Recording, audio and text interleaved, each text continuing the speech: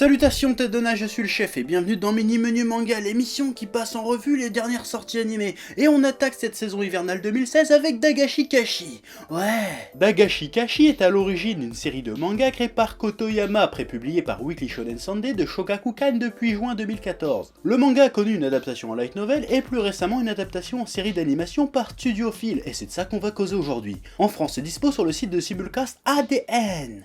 Ouais. Et là, tu te demandes de quoi ça parle. L'histoire nous plonge dans le quotidien de Kokonotsu, aussi appelé Coconuts, un jeune et adolescent qui, malgré l'insistance de son père, ne veut pas reprendre l'entreprise familiale. Un magasin de bonbons à la campagne. Un jour, une fille nommée Otaru, héritière de grands fabricants de bonbecs et adoratrice de bonbons, déboule dans le magasin pour débaucher le père. Mais il acceptera de la suivre seulement si elle parvient à convaincre le fiston de reprendre la boutique, et que les confiseries c'est la chose la plus géniale sur Terre. En gros, c'est ça l'histoire. Ouais. Ou alors du coup, c'est un animé qui parle avant tout de bonbons et autres confiseries.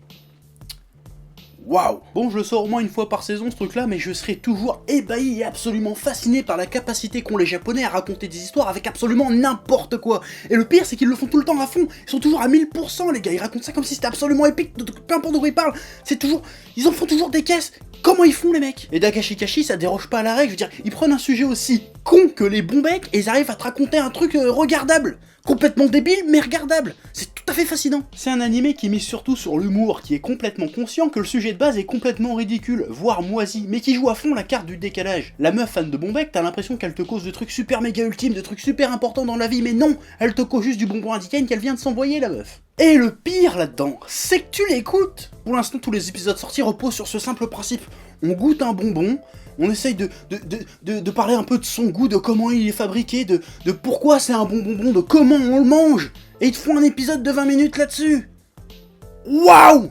J'ai envie de dire waouh, je suis fasciné là. C'est comme si j'arrivais à te faire une vidéo de 20 minutes sur cette cuillère. Et le pire là-dedans, c'est que tu serais fasciné par cette cuillère, tu regarderais l'émission jusqu'au bout.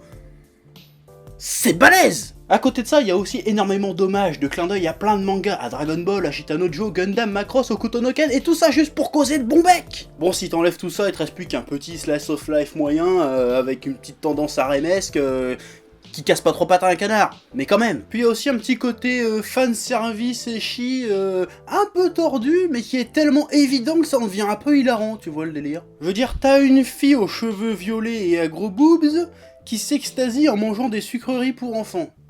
Si avec cette base-là, t'arrives pas à trouver des sous-entendus sexuels à faire, ne t'inquiète surtout pas, ils vont en trouver pour toi. Puis je trouve que cette meuf, elle a un regard malsain, tu sais, elle a un regard de vislarde, un peu comme les grosses nymphos que tu vois dans certains hentai des fois. Ouais, va vérifier, tu verras, même regard.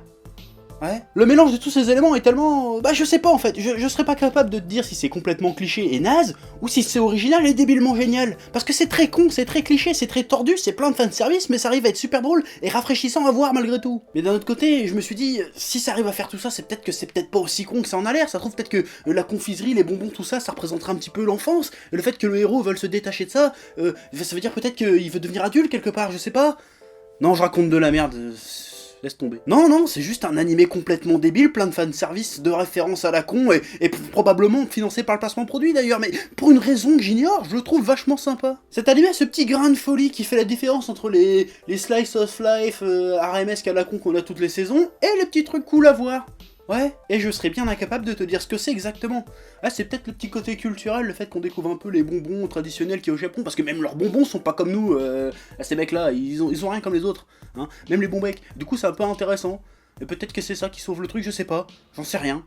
Ouais. Du coup, finalement, je ne peux que te recommander de le regarder, parce que c'est tellement chelou, c'est tellement bizarre, c'est tellement étrange que ça vaut le coup d'œil, je pense. Ouais, ça restera pas dans les annales, mais ça mérite d'y jeter un œil, rien que pour savoir ce que c'est, parce que c'est ouf.